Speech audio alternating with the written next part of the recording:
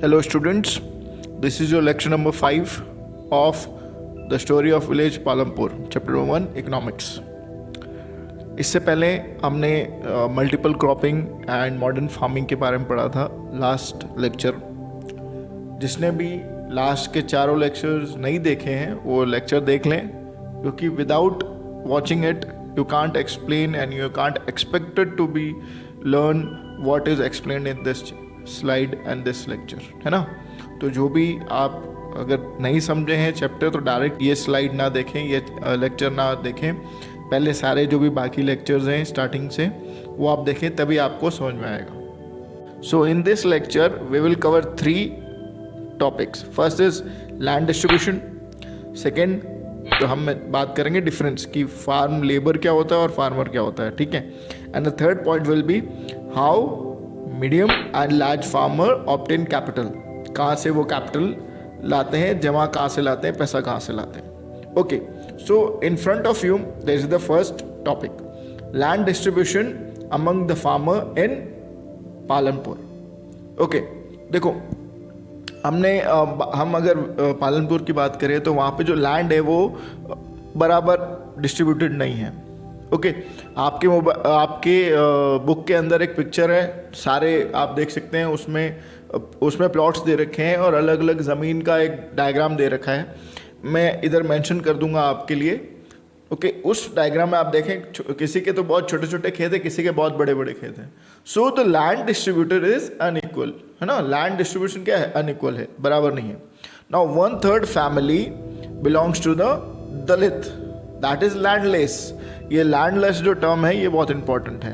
Landless का मतलब होता है जिनके पास ज़मीन नहीं है, ठीक है. ये जो लैंडलेस है इसका ये मतलब होता है जिनके पास ज़मीन ही नहीं है. तो जो 1/3 है, हमने स्टार्टिंग में बात की थी that in this village total कितनी फैमिलीज हैं, 450 फैमिलीज, है ना. एंड 1/3 अगर हम इसका 1/3 निकालें सो इट विल बी 150. तो जो 150 जो फैमिलीज हैं, है ना, 150 फैमिलीज 450 में से तो लैंडलेस है, मतलब इनके पास तो ज़मीन ही नहीं है. बात आई मेरी समझ में, है ना. तो जो फर्स्ट 2 पॉइंट्स आपको समझ में आ गए होंगे. Now the third point is remaining family who own land 250 landless than 2 hectares in size, मतलब 2 हेक्टर की ज़मीन है, ठीक है. 240 फैमिली ऐसी हैं जिनके पास ज़मीन तो है लेकिन बहुत ही कम है, 2 हेक्टर से भी कम है, ठीक है. हेक्टर क्या होता है, बीघा क्या होता है, एकड़ क्या होता है, इसके रिगार्डिंग मैंने एक पूरा पैराग्राफ आपको आपके टेलीग्राम चैनल में मैंने दे दिया था. जिसने नहीं देखा है वो टेलीग्राम चैनल में जाएं और देख लें कि बीघा और एकड़ में क्या फ़र्क है और हेक्टर्स और इसमें क्या डिफरेंस है.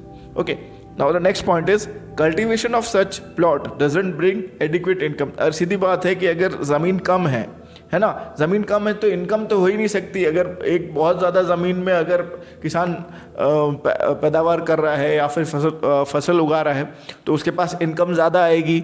लेकिन अगर ना के बराबर ज़मीन है, बहुत ही कम ज़मीन है, तो उससे तो इनकम भी ज़्यादा नहीं आएगी.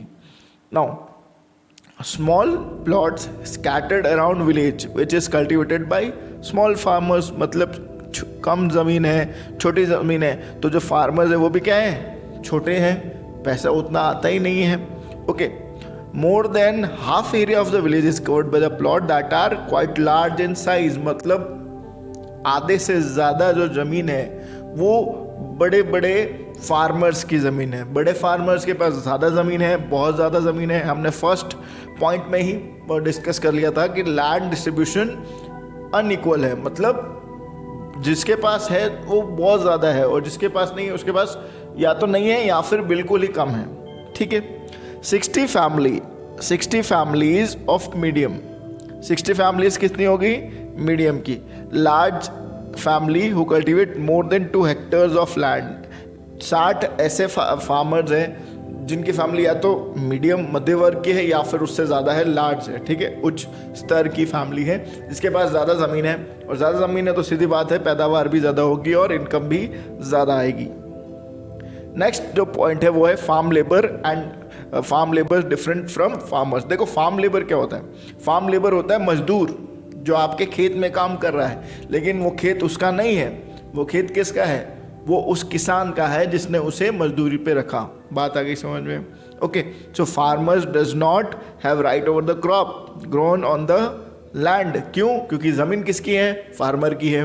Okay, wages can be in cash और in kind, that is crop. देखो, जो वेजेस है, जो मजदूरी है, वो किस तरीके से दी जाएगी? या तो किसान जिसकी खेत है वो ये बोल देगा मजदूर को कि भाई थोड़ा सा जो क्रॉप का जो पोर्शन है वो आप रख लेना, है ना, इसके एवज में आप मेरे यहाँ खेती बाड़ी कर लो, या फिर मैं आपको पैसे दे दूंगा। Third point is wages vary widely from region to region, from crop to crop and from one farmer activity to another. देखो क्या होता है, हर तरह की मजदूरी अलग अलग होती है, ठीक है, और हर जगह अलग अलग होती है, और क्रॉप के हिसाब से भी डिपेंड होती है। कोई कोई क्रॉप जल्दी से कटाई हो जाती है तो उसकी जो मजदूरी होती है वो सस्ती होती है, और कुछ कुछ क्रॉप जो ज़्यादा इतने क्लियरली या फिर इतने ईजीली उसकी सोइंग नहीं हो पाती, कटाई नहीं हो पाती, तो वो उसकी मजदूरी थोड़ी महंगी होती है। So there is also a wide variation in the duration of employment, ठीक है। कभी कभी ऐसा टाइम भी आता है जब आपको मजदूर नहीं मिलते, है ना, तो उस टाइम पे क्या होता है, मजदूरी महंगी हो जाती है, ठीक है। जैसे कि त्यौहार का सीज़न आ गया या फिर कुछ भी छुट्टी वगैरह आ गई, त्योहारों में सब लोग चले जाते हैं अपने अपने कहीं ना कहीं, या फिर बिजी हो जाते हैं, या तो उस टाइम पे जो मजदूरी है वो मजदूर नहीं मिलते हैं। सो या क्या होता है कि जब, क्योंकि हमने बात की थी कि यहाँ पे लैंडलेस लोग बहुत ज़्यादा है, मतलब लैंडलेस है तो ज़मीन नहीं है तो उनको कमाएंगे कैसे? मजदूरी करके। अब मजदूरी करने के लिए वो काम करेंगे, और जब ज़्यादा लोग काम के लिए अवेलेबल है तो वो कम पैसे में भी काम करने को तैयार हो जाएंगे। जो आपका जो 5th पॉइंट है वो यही कह रहा है। Okay, therefore the wages of farm labour in Palanpur is less than minimum wage. मतलब पालनपुर के अंदर ज़्यादा से ज़्यादा लोग लैंडलेस हैं और वो काम करते हैं मजदूर as a farm labour, and just because of that जो पैसा है, जो मजदूरी है, वो बहुत ही कम मिलती है। Next topic is how do minimum and large farmer obtain farming capital from farming. Capital का मतलब पैसा, ठीक है, यहाँ पे पैसे की बात हो रही है। क्या होता है, most of the small farmer, अब जैसे छोटा फार्मर है उसके पास बीज खरीदने के लिए पैसा नहीं है, ट्रैक्टर या हार्वेस्टर के लिए जो भी है उसके लिए पैसा नहीं है, तो वो क्या करेगा, मनी लेंडर से लेगा, साहूकार से लेगा, या फिर जो बड़े फार्मर्स हैं उनसे उधार पे लेगा, या फिर कोई भी व्यापारी है उससे लेगा, और है ना, ताकि वो कल्टीवेशन कर सकें। लेकिन क्या होता है कि जब आप ऐसे लोगों से जब हम लोन ले लेते हैं या फिर उधार लेते हैं, तो जो इंटरेस्ट होता है, जो ब्याज होता है, वो हमें काफ़ी ज़्यादा हाई रेट पे देना पड़ता है, ठीक है।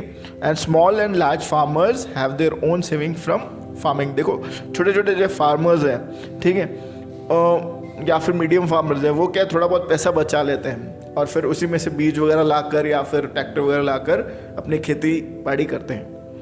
ये 4th पॉइंट ये कह रहा है, they save money by the sale of surplus. Surplus का मतलब जैसे मुनाफा हो जाता है कुछ भी चीज़ बेचने पे, तो वो क्या करते हैं, उसमें से बचाकर वापस एग्रीकल्चर में डालते हैं ताकि और ज़्यादा पैदावार बढ़े। Okay, thus they are thus able to arrange the capital needed. जो भी पैसा नीडेड है वो इस तरीके से अरेंज किया जाता है। आज जो आपका होमवर्क है वो है what is the difference between farmer and farm labour. Okay, so this is all from my side. Thank you, thanks for watching.